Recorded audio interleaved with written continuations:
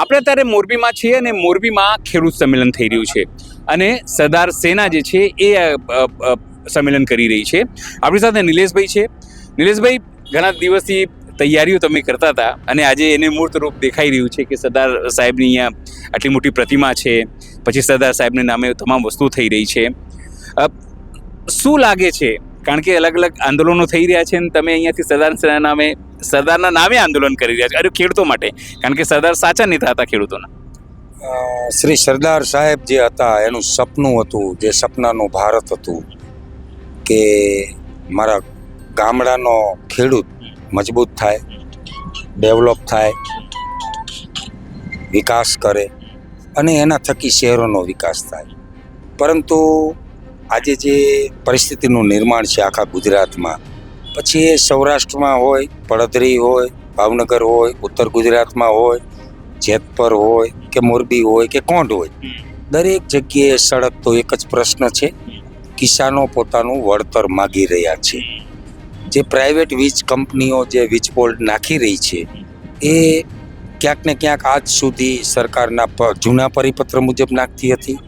ત્યારબાદ અમે ધરણાઓ કર્યા, જેતપુરમાં છાવણીઓ નાખી, જેતપુર ગામનો મજબૂત સાથ સહકાર મળ્યો, માતાઓ બહેનો ઉપર લાઠીચાર્જ થયા, પ્રોટેક્ટ કર્યું. 20 દિવસ હું ઉપવાસ ઉપર હું પણ રહેલો. તો ત્યારબાદ એક શાંતિથી ઉપવાસ છાવણી અમે ખોલી, પ્રતિક ઉપવાસ કર્યા, પ્રતિક ધરણા કર્યા, ત્યારબાદ અમરનાથ ઉપવાસ કર્યા. પરંતુ આ ક્યાંક ને ક્યાંક બહેરા તંત્રના કાને, જાડી ચામડીના નેતાઓને 20 દિવસના ઉપવાસ કર્યા પછી પણ અમારો અવાજ પહોંચ્યો નહીં. થોડો જાજો પહોંચ્યો અને એને પરિપત્ર નવો રિલીઝ કર્યો. તો એ પણ લોલીપોપ, આ ડબલ એન્જિનની સરકાર લોલીપોપ આપવામાં ટેવાયેલી છે. તો ક્યાંક ને ક્યાંક જે ખેડૂતોની માગણીઓ છે એ માગણીઓ પૂરી નથી થઈ. કારણ કે ખેડૂતો માગે છે, સંવિધાન મુજબ માગે છે, કોન્સ્ટિટ્યુશન મુજબ માગે છે અને ખેડૂતોની માગણી એકદમ યોગ્ય અને પરફેક્ટ છે. ભારતના સંવિધાન મુજબ માગે છે કે બીજા રાજ્યમાં જે પીરસેલું છે સરકારે, હલકી જમીન છે, હલકી ગુણવત્તાની જમીન છે, છતાંય સરકારે પીરસેલું છે. તો ગુજરાતની જમીન તો કિંમતી છે, ફળદ્રુપ છે અને ઉપજાઉ છે. તો સ્વાભાવિક છે કે ખેડૂતોની ડિમાન્ડ પણ મોટી હોય, છતાંય ખેડૂતોની ડિમાન્ડ મોટી નથી. જે રાજસ્થાનમાં આપ્યું છે 4 ગણું, એવું જ ખેડૂતો માગે છે. અને અન્ય થોડી ઘણી માગણીઓ વધારાની છે કે ભાઈ ભાડા કરાર કરી દેવામાં આવે, બીજા બધા નાના મોટા એને કરવાના ઇસ્યુ છે, પ્રશ્નો છે. એવી 56 માગણીઓ આવેલી છે અને મેં યાદી કરેલી છે. જ્યારે સરકાર આમંત્રણ આપશે અને ટેબલ ટોક કરવામાં આવશે તો ત્યારે આપણે પ્રેઝન્ટેશન કરશું અને ટેકનિકલ ઇસ્યુ છે એ કંપનીઓ સાથે બેસીને સોલ્વ કરશું. જે કોન્સ્ટિટ્યુશનમાં દાખલ કરી શકાય એવા ઇસ્યુ છે, જે એને બંધારણને લઈને, જે કાયદાને લઈને, એ સરકાર સાથે પ્રેઝન્ટેશન કરશું અને ખેડૂતોના પ્રશ્નોનો હલ થાય. અને જે ખેડૂતોની માગણી છે, જે યોગ્ય માગણી છે, એ માગણીઓ સરકારને આપણે પ્રેઝન્ટેશન કરી અને ખેડૂતોની માગણીઓ પૂરી કરવાની કોશિશ કરશું. હવે વાત છે બીજી કે આજની તારીખમાં આ સરદાર સેના કરવાનું રીઝન. હા, અમારે એ જ જાણવું છે કે સરદાર સેના કેમ ત્યાંથી જેતપુરથી શિફ્ટ આખું આંદોલન અત્યારે સમજો મોરબીમાંથી શિફ્ટ નથી. જ્યારે વિચારધારાઓ થોડી અલગ હોય, જેમ ભારતની આઝાદીમાં વિચારધારાઓ અલગ અલગ હતી અને આંદોલનો અલગ અલગ ચાલતા હતા, એવી જ રીતે મારી વિચારધારા એક અલગ છે, ક્રાંતિકારી વિચારધારા છે. હું કોઈ હિંસાવાદી નથી. સરદાર સેના બનાવી છે, સરદાર હિંસાવાદી નહોતા, પણ સરદાર દ્રઢ નિર્ણય શક્તિ ધરાવતા હતા. એક એનામાં અખંડ બુલંદ અવાજ હતો. સરદારનું બિરુદ મળ્યું હતું. તો બિરુદ ક્યારે મળ્યું હતું? કે જ્યારે એને સત્યાગ્રહ, દાંડી યાત્રા, ખેડા સત્યાગ્રહ, ગાંધીજીના સત્યાગ્રહો જ્યારે પારિત કર્યા, એમાં એમને એક ઉપમા મળી. જ્યારે સત્યાગ્રહમાં એ પારિત થયા ત્યાર પછી સરદારનું બિરુદ મળ્યું. તો સરદાર એટલે લીડર છે. આજે હું અહીંયા જે આયોજન અમે કર્યું છે સરદાર સેના દ્વારા, આખી ટીમ દ્વારા, મોરબીની 18 વરણની ટીમ છે, એમાં તમામ જ્ઞાતિના છે, ખેડૂતો છે. હું તો છું પણ નહીં, સમિતિમાં પણ હું નથી, જેથી કરીને કાલે સવારે એમ કે નહીં કે નિલેશભાઈની હાથે આયોજન છે. બરાબર છે. કાલ ઉઠીને એવું આરોપ લાગે. હું સમિતિમાં જ નથી.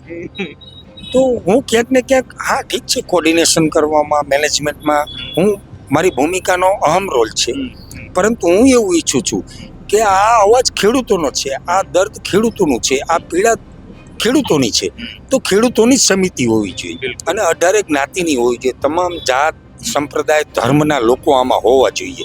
એટલે આ મારો વિચાર હતો, જે જેતપરથી થોડો વિપરીત હતો. જેતપરની ટીમ ગાંધી વિચારધારાથી ચાલે છે, તો હું થોડો ક્રાંતિકારી વિચારધારા ધરાવું છું. તો મને સરદારની આઈડિયોલોજી ગમે છે, ભગતસિંહની આઈડિયોલોજી ગમે છે, ચંદ્રશેખર આઝાદની આઈડિયોલોજી ગમે છે, રાજ્યગુરુની ગમે છે. તો હું થોડો ક્રાંતિકારી છું, યુવાઓનો એક આઈડલ છું, યુવાઓ મને ગમે છે, યુવાઓ આ ભારતનું ભવિષ્ય છે અને હું યુવાઓની ટીમ બનાવવા માંગુ છું. હું એવી ટીમ બનાવવા માંગુ છું કે જો આ જાડી ચામડીનું તંત્ર, સરકારી તંત્ર ક્યાં દાદાગીરી કરશે, મારા ખેડૂતોને દબાવશે, તો એનો જવાબ ગુજરાતના ખેડૂતો જ આપશે. મારી ટીમની અંદર ગુજરાતના જ ખેડૂતો છે. જે અમે ટીમ બનાવીએ છીએ, સરદાર સેના બનાવીએ છીએ, એમાં ખેડૂતો જ છે. એટલે જો ક્યાંય સરકારી તંત્ર લાલ આંખ કરશે તો લાલ આંખનો જવાબ, ઈંટનો જવાબ પથ્થરથી જ આપવામાં આવશે, ક્યાંય સહન કરવામાં આવશે નહીં. ગાંધીગીરી કરી લીધી, ઉપવાસ, ધરણા, આવેદન, નિવેદન, ભૂખારિયા, આઈસીયુમાં દાખલ થયા, બહેનોને દાખલ કરી, લાઠી ચાર્જ ભૂગો, આ બધું કરી લીધું છે. હવે અમે કોઈ પણ સંજોગોમાં સહન કરવાના નથી. આ ખેડૂતોની તાસીર છે, આ ખેડૂતોની પીડા છે અને આ ખેડૂતોનું દર્દ છે. જે છલકાઈને જો બહાર આવશે તો સરકાર સહન નહીં કરી શકે. આ તમે ધમકી આપો છો? ધમકી નથી આપતો. હું ગર્ભિત ભાષામાં વાત કરું છું અને સરકારને કહું છું કે સરકારને આ નમ્રતાથી આનું સોલ્યુશન કરવું જોઈએ. આજે જ અમે ત્યાં જેતપરના લોકો આવ્યા હતા, પડધરીમાં આવ્યા હતા, એટલે પડધરીવાળા એવું કીધું કે અમારું સમર્થન સીધી રીતે નથી, કમિટી નથી કહી રહી. તો કેવી રીતે કોર્ડિનેશન કરશો? એ લોકો સમર્થન નથી આપે તમારા આંદોલનને? દરેક લોકોની પોતપોતાની વિચારધારા હોય છે. આપણે આમંત્રણ એવી અનેક સંસ્થાઓને આપ્યું છે. ભાવનગર, પડતરી છે, જેતપર છે, કારુભાઈ આવ્યા જ છે જેતપરથી, જેતપરની ટીમ પણ આવી છે, જેતપરના યુવાનો પણ આવ્યા છે. એટલે દરેક વ્યક્તિની પોતપોતાની વિચારધારા હોય છે. એટલે દરેક સંસ્થાઓને પણ આપણે આમંત્રણ આપ્યું છે. તો આવે છે એને વેલકમ છે, કારણ કે આ કોઈ વ્યક્તિગત કોઈનો પ્રશ્ન નથી. સરદાર સેના જે બનાવીએ છીએ એ પ્રશ્નો ખેડૂતોની પીડાનો છે, ખેડૂતોના દર્દનો છે, ખેડૂતોના વળતરનો છે, ખેડૂતોના અધિકારનો છે, ખેડૂતોના ન્યાયનો છે અને ખેડૂતોના સન્માનની વાત છે. તો આમાં હું તો એવું કહું છું કે દરેક સંસ્થા, દરેક ખેડૂતોએ સાથ સહકાર આપવો જોઈએ. વાત કરીશું, ચા સાથે ચુસ્કી લગાવી રહ્યા છે. લાઈટ પ્રોપર છે ને? આપણે લાઈટ પ્રોપર છે ને? અરે નિલેશભાઈ, શું છે આજે તમે ખચ્ચરો ને એવી બધી વાતો કરતા હતા? આ કેમ અચાનક ખચ્ચરો ને એવું બધું બોલવા માંડ્યા તમે? આટલું બધું ગુસ્સો કેમ? અરે સાહેબ, ખચ્ચરો ન બોલું તો હું શું બોલું? આ ખેડૂત સમાજે બિચારાએ, હું બિચારા શબ્દ વાપરીશ, લાચાર ગરીબ ખેડૂતોએ આને ખારેકું ખવડાવી. એટલે મારી ભાષામાં ખારેક હું એને કહું છું કે આજે 30-35 વર્ષથી ખોબલે ને ધોબલે મત આપ્યા. અહીંથી 35 વર્ષથી આ મોરબીથી અનેક લોકોને ચૂંટીને મોકલા. હવે એને બધુંય દીધું, ખોબલે ને ધોબલે ખારેકું ખવડાવી, અને પછી જો એ લીંડા કરે ફરિયામાં તો એને ખચર ગધેડા કહેવાય અમારા કાઠિયાવાડી ભાષામાં. એટલે આ ખચર ગધેડાને લીલો ગજબ ખવડાયો, પણ એને ઓસરીમાં જ લીંડા કર્યા, ફરિયામાં થારીમાં જ કર્યા. એટલે હું એને ખચર ગધેડા એટલે કહું છું કે મારી મા બેન દીકરીઓ ઉપર લાઠીચાર્જ કર્યો, અભદ્ર ભાષાનું વર્તન કર્યું, આ બધું સરકારી તંત્રએ કર્યું. તો આ એક પણ નેતાનું સરકારી તંત્ર ઉપર કંટ્રોલ નથી. એક પણ નેતા એસપીને, ડીવાયએસપીને કે પોલીસ તંત્રને કહી શકતો નથી કે તમે આવો વાણીવિલાસ ન કરો, કે મહિલાઓ ઉપર તમે લાઠીચાર્જ ના કરો. એટલે ક્યાંક ને ક્યાંક આનો કોઈ પણ પ્રકારનો અંકુશ નથી, તાકાત નથી, કંટ્રોલ નથી. તો આજે 30-30 વર્ષથી જો તમે રાજનીતિમાં હોય અને તમારો જો પોલીસ તંત્ર ઉપર કે સરકારી તંત્ર ઉપર અંકુશ ન હોય તો હવે એને ખચર ગધેડા તો હજી સારો શબ્દ કહેવાય. આવનારા સમયમાં હું આથી હલકા શબ્દો વાપરીશ. તમે કીધું કે ડૂબી મરો, એવું બી કીધું? હા કીધું ને, ડૂબી જ મરાય, એને ડૂબી જ મરાય. હા, ડૂબી જ મરાય. 35 વર્ષથી રાજનીતિમાં હોય અને સરકારી તંત્ર ઉપર અંકુશ ના હોય અને આ મા બેન દીકરીઓને રોડ ઉપર ઉતરવું પડે, ખેડૂતોને ખેતરમાં પોતાના ખેતરમાં જવા માટે દસ્તાવેજને આધાર પુરાવા રાખવા પડતા હોય તો ખેડૂતને તકલીફ નથી, ખેડૂતની વેદના તો અલગની વાત છે. પણ એના માટે આ નેતાઓ જે ગદપ અને રચકો ખાઈ ખારેકો ખાઈ અને આ ખચ્ચર ગધેડા તાજકા થયા છે ને, એ ખચ્ચર ગધેડાને ઢાંકણીમાં પાણી લઈને ડૂબી મરાય. પણ મોદી સાહેબથી બી નારાજ છો કે છે કે અહીંયા સંબંધ કાઢીને ત્યાં હવેથી નારાજ છું હું તો. જે રાષ્ટ્રનું હિત કરે છે, જે રાષ્ટ્રના નિર્માતા છે, આ દેશનું સારું કરે છે, 18 વર્ણનું ઉત્થાન કરે છે, ગરીબ, વંચિત, ખેડૂત, મજદૂર, મહિલા સશક્તિકરણની રિયલમાં જો કામ કરતી હોય ભાજપ સરકાર, તો હું એનું સ્વાગત કરવા જઈશ, શાલ ઓઢાડવા નરેન્દ્ર મોદીને જઈશ. અમે ભાજપમાં હતા એક સમયે, પણ એ કઈ ભાજપમાં? એલ કે અડવાણીની ભાજપમાં હતા, અટલ બિહારી વાજપેયીની ભાજપમાં હતા, માધવરાવ સિંધિયાની ભાજપમાં હતા. અમે કેશુભાઈની સરકારમાં હતા, કેશુભાઈની ભાજપમાં હતા. આ ગુંડાને મવાલીઓની ભાજપમાં નથી. એટલે અમે આને ખચ્ચર ગધેડા કહીએ છીએ. અને ખચ્ચર ગધેડા તો સારો શબ્દ છે. આવનારા સમયમાં જો સુધરશે નહીં ને તો એથી હલકા શબ્દોનો ઉપયોગ અમારે કરવો પડશે. તમે એક વખત એવું પણ કીધું હું કે તમે રાજનીતિમાં નહીં આવો, તમે આ બધી વસ્તુ કેમ એવું કેવું જરૂર પડે? રાજનીતિ વગર તો ક્યાં શક્યતા છે એ બધી વસ્તુ? રાજનીતિમાં હું મોકલીશ ને. 18 વર્ષના યુવાનો જે હીરા પડ્યા છે ગામડે, જેના ઉપર ડસ્ટ ચડી ગઈ છે, 30 વર્ષનો મેલ ચડી ગયો છે, એ મેલ સાફ કરીશ. 18 વર્ષ તમામ જ્ઞાતિના.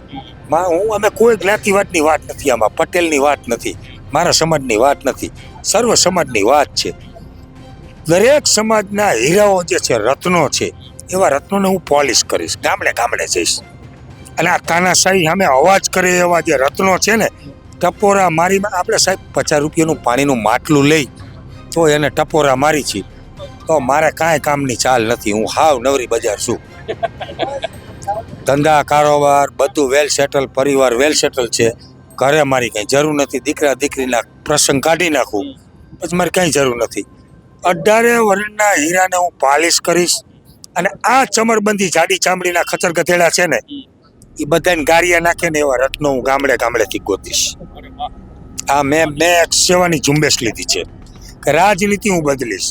જે આ ચોર ને ગુંડાઓ આજે ગાદી ઉપર ગોઠવાઈ ગયા છે ને, માન્ય કોર્ટે તડીપાર કર્યા છે એવા તડીપારો ગોઠવાઈ ગયા છે. અને હિન્દુ મુસ્લિમના કોમવાદ કરાવી અને લાશોના ઢેર ઉપર પગ મૂકી અને આજે દિલ્હીના સામ્રાજ્યમાં જે ગોઠવાયેલા છે ને, એના સામે હું 18 વર્ણના જે સાચા છે, જે જ્ઞાતિવાદી છે, જે રાષ્ટ્રવાદી છે, જે પ્રેમવાદી છે, જે અમનવાદી છે, એવા લોકોને વીણી વીણી અને હું રાજનીતિની અંદર મોકલીશ. એવું કહી શકાય કે આ જે આજની મીટિંગ છે અથવા તો આજની સભા છે ઐતિહાસિક છે રાજનીતિ માટે, ગુજરાતની રાજનીતિ માટે. સરકારને જે ભાષા ફાવતી હશે, સરકાર રાજનીતિ કરશે તો છાતી ઠોકીને રાજનીતિ કરશું. સરકાર દાદાગીરી કરશે તો છાતી ઠોકીને દાદાગીરી કરશું.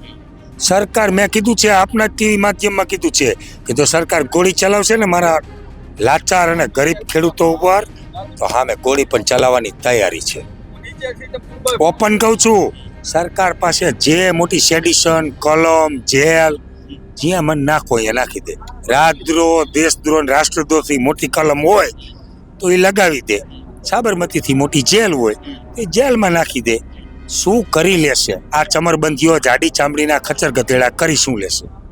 કેમ વારંવાર ખચ્ચર ગધેડા કહે છે? મને તો હસી આવી જાય છે. રાજનીતિમાં જે રાજનેતાઓ હોય, રાજનીતિમાં મોદી સાહેબના બધા સેનાપતિઓ છે, ધારાસભ્યો છે, તમે ખચ્ચર ગધેડા કહો છો. એ લોકોને કેવું ખોટું લાગતું હશે? નિલેશભાઈ આવું સીધું કહે છે. સાહેબ, રાજનીતિ, આપણો દેશ, રાજતંત્ર આપણું, લોકતંત્ર લોકો વડે બનેલું છે. લોકોના રીત રિવાજ, જાત નાતની ભરભાતીગર, એટલે કે બધાના રીત રિવાજ અલગ અલગ છે. એ રીત રિવાજોથી આપણું લોકશાહી બનેલી છે. લોકો વડે બનેલી શાહી એટલે લોકશાહી.